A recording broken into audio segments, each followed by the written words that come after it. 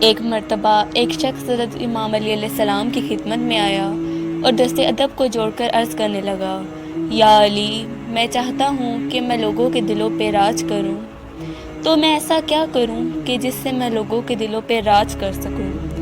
بس اس شخص کا یہ کہنا ہی تھا تو امام علیہ السلام نے فرمایا، اے شخص، میں نے اللہ کے رسول سے سنا کہ جو شخص دلوں پہ راج کرنا چاہتا ہے تو وہ انسانوں پہ احسان کرنا سیکھے۔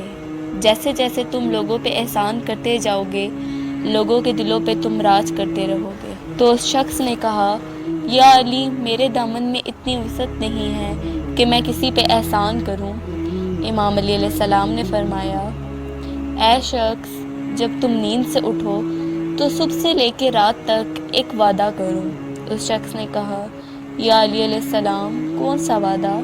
امام علیہ السلام نے فرمایا، اپنے رب سے وعدہ کرو کہ صبح سے لے کے رات تک میں جس جس کو دیکھوں گا، جس جس سے ملوں گا، اس کو دیکھ کے مسکراؤں گا، اس لیے نہیں کہ وہ مجھے اچھا لگتا ہے یا برا، بلکہ اس لیے کہ وہ تیرا بندہ ہے۔